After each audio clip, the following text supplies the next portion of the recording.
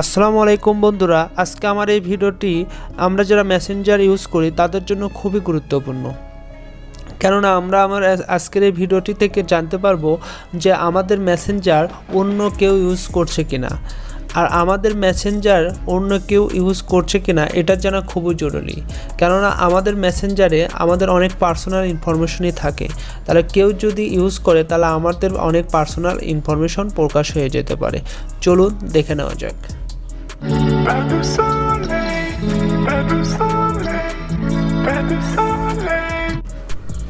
এর জন্য আপনাকে যে কাজটি করতে হবে তা হলো আপনার ফোনের মেসেঞ্জার অ্যাপসটিতে গিয়ে মেসেঞ্জার অ্যাপসটি ওপেন করবেন। ম্যাপসটি ওপেন করার পর আপনি ওপরের দিকে আপনার প্রোফাইল পিকচার দেখতে পারবেন, এখানে ক্লিক করবেন।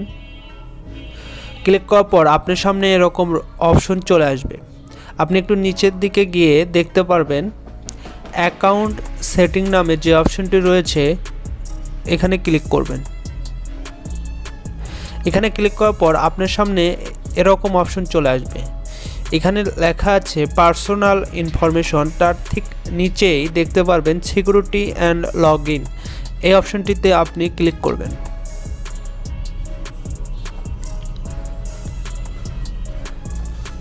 ক্লিক করার পর আপনার সামনে এরকম অপশন চলে আসবে। দেখেন এরকম অপশন, তার ঠিক নিচে দেখতে পারবেন সি মোর, ডান পাশে ক্লিক করে দেবেন। ডান পাশে ক্লিক করার পর দেখেন আপনার সামনে এরকম অপশন চলে আসবে।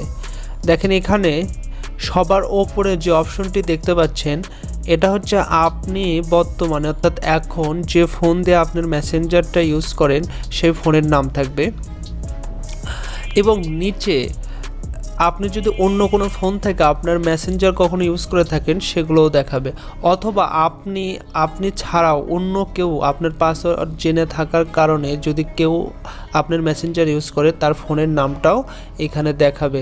তাহলে আপনার কাজ হবে এখানে আপনার ব্যবহার করা ডিভাইস ছাড়া অন্য যে ডিভাইসগুলো রয়েছে এগুলোর আপনি এখান থেকে লগ আউট করে দিতে পারবেন।